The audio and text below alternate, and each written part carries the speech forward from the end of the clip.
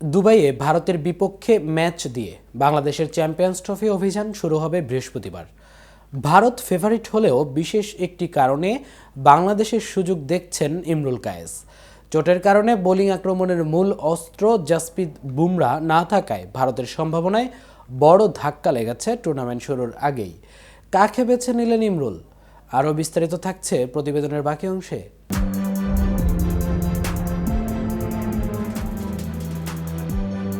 বুমরার অনুপস্থিতিকে নাজমুলদের জন্য সুযোগ হিসেবে দেখেছেন বাংলাদেশের সাবেক ওপেনার ইমরুল।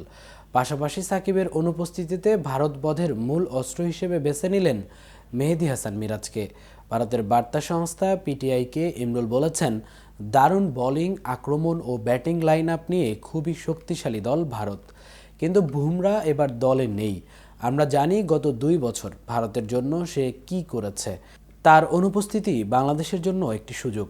বুমরাহকে ছাড়াই সম্প্রতি 3 ম্যাচের ওয়ানডে সিরিজে ইংল্যান্ডকে হোয়াইট ওয়াশ করে শক্তির গভীরতার প্রমাণ দিয়েছে ভারত।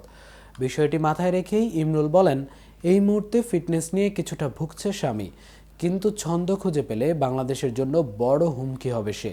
সাকিব না খেলায় বাংলাদেশকে সংগ্রাম করতে হচ্ছে। সাকিব না থাকলে বাড়তি একজন স্পিনার খেলাতে হয়, এটাই বড় সমস্যা। যে কোনো ম্যাচে সাকিবের প্রভাব থাকে অবিশ্বাস্য।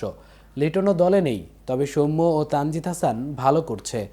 আমার মতে এই বিভাগে ভালো অবস্থানে আছে আমাদের দল। সাকিবের শূন্যতা পূরণের জন্য সহ অধিনায়ক মেহেদী হাসান মিরাজের দিকে তাকিয়ে ইমরুল। সাবেক এই ক্রিকেটার বলেন, মিরাজ যখন প্রথম দলে আসে তখন থেকেই তার অবিশ্বাস্য সাহস। তার চরিত্রেই ফুটে ওঠে সে একজন চ্যাম্পিয়ন খেলোয়াড়। সে কাউকে পরোয়া করে না, যে কোনো কিছু করে দেখাতে পারার বিষয়টি সে মন থেকে বিশ্বাস করে। সব পজিশনেই ব্যাট করতে পারে। ভারতের বিপক্ষে 2018 এশিয়া কাপের ফাইনালে সে ওপেন করেছিল।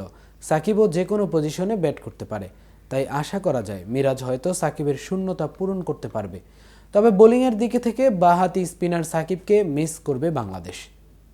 বুধবার পাকিস্তানে শুরু হচ্ছে চ্যাম্পিয়ন্স ট্রফি। টুর্নামেন্টের উদ্বোধনী ম্যাচে স্বাগতিক পাকিস্তানের মুখোমুখি হবে নিউজিল্যান্ড। পরদিন 20 ফেব্রুয়ারি ভারতের মুখোমুখি হবে বাংলাদেশ ক্রিকেট দল। 2006 সাল থেকে চ্যাম্পিয়ন্স ট্রফিতে 8টি দল 2টি গ্রুপে ভাগ হয়ে অংশ নিচ্ছে। 2 গ্রুপে 4টি করে দল খেলে, তার থেকে 2টি করে দল সেমিফাইনালে যাবে। প্রতি ম্যাচ জিতলে দলগুলো পাবে 2 পয়েন্ট করে। ম্যাচ বৃষ্টির জন্য ভেস্তে গেলে, টাই হলে বা পরিত্যক্ত হলে দলগুলো পাবে 1 পয়েন্ট করে। গ্রুপ এতে রয়েছে ভারত, পাকিস্তান, বাংলাদেশ ও নিউজিল্যান্ড। আর গ্রুপ বিতে রয়েছে অস্ট্রেলিয়া, দক্ষিণ আফ্রিকা, ইংল্যান্ড ও আফগানিস্তান। এতক্ষণ সাথে ছিলাম আমি মামুন। কেটিভি নিউজের সাথে থাকার জন্য ধন্যবাদ।